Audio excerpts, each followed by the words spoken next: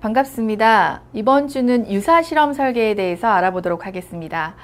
저희 지난 시간 실험 설계의 여러 가지 유형에 대해서 알아보았고요. 그 실험 설계에서 가장 중요한 부분들, 여러 가지 요건들에 대해서 설명을 했었는데, 그 첫 번째가 이런 실험 설계를 해야 될 경우에는 무작위 할당을 해야 된다. 그래서 두 집단이 동일해야 한다는 것이 전제가 돼야 된다라고 말씀드렸어요.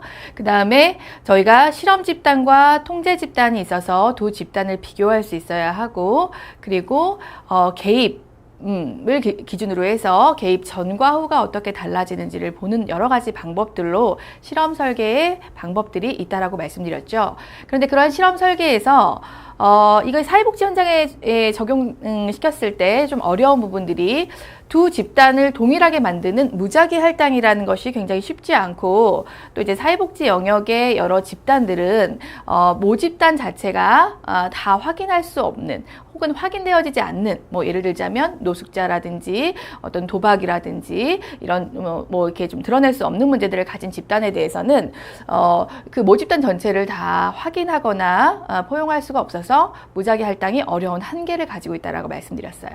그래서 그것과 유사한 형태로 실험 설계의 유형을 갖추고 있는 것이 오늘 여러분들과 함께 배울 유사 실험 설계에 해당되는 내용입니다. 자, 이 유사 실험 설계가 어떤 내용들로 구성이 되는지 한번 좀 볼게요. 이 유사 실험 설계의 특징이 뭔지, 어떤 유형을 가지고 있는지, 어떤 장단점을 가지고 있는지를 좀 중심으로 살펴보도록 할게요. 자, 우리가 이런 그 조사 설계 과정에서 이렇게 실험 설계가 굉장히 중요한 이유 중에 하나가 타당도의 문제, 측정하고자 하는 것을 그대로 측정하느냐, 그것이 잘 되어지느냐가 이 실험 설계에서 중요하게 나타나는 문제라고 말씀을 드렸죠. 자, 타당도란 뭐죠? 독립변수가 종속변수에 미치는 영향관계를 정말 그러한지를 고유하게 보는 영역이라고 말씀을 드렸어요. 그래서 그러한 내적 타당도를 잘 유지하면서 우리가 원하는 실험 설계를 좀 할 수 있는 방향으로 여러 가지 실험 설계와 실험 설계에서 제한이 되어야 되는 사안들을 유사 실험 설계로 설명하고 있다라고 말씀을 드렸죠. 자, 이 유사 실험 설계는 앞전에 실험 설계보다는 내적 타당도가 떨어져요. 왜? 자, 무작위 할당으로 이루어지는 것이 아니기 때문이에요. 자, 이 두 집단은 통제 집단과 비교 집단 혹은 개입을 전후로 해서 그 사전조사와 사후조사가 나타나는 유형들은 비슷하게 나타나지만 이 집단이 무작위 할당이 아니라는 부분에서 좀 차이를 가집니다. 그러다 보니까 두 집단이 동일하지 않은 상태에서 독립변수가 종속변수에 미치는 영향이 고유한 영향인가 를 보는 것에 조금 제한이 따르겠죠. 그렇기 때문에 내적 타당도가 떨어지기는 한다. 그렇지만 인과적 추론을 이끌어낼 수 있는 다른 유형의 연구조사 설계를 시행하고 있는 경우가 많기 때문에 그런 것들을 위한 실험 설계 방법이다라고 이야기하고 있어요.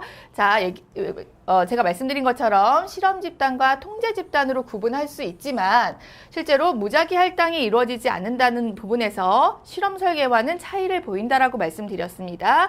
자, 실험 설계와 유사 실험 설계의 가장 큰 차이점이라고 할 수 있어요. 자, 무작위 할당을 하지는 않지만 잘 설계된 유사 실험은 높은 내적 타당도를 가진다라고 이야기할 수 있는데, 예를 들어서 이런 경우가 해당이 되죠.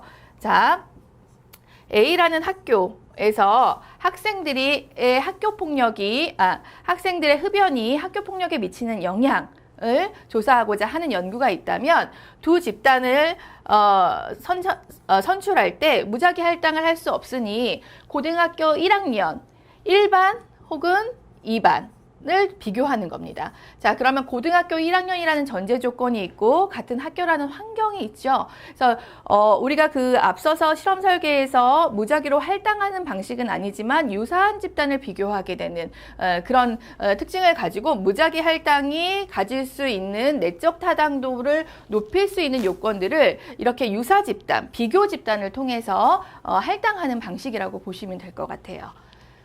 자, 무작위 할당은 내적 타당도를 높이지만 비윤리적이거나 비현실적인 경우가 존재한다.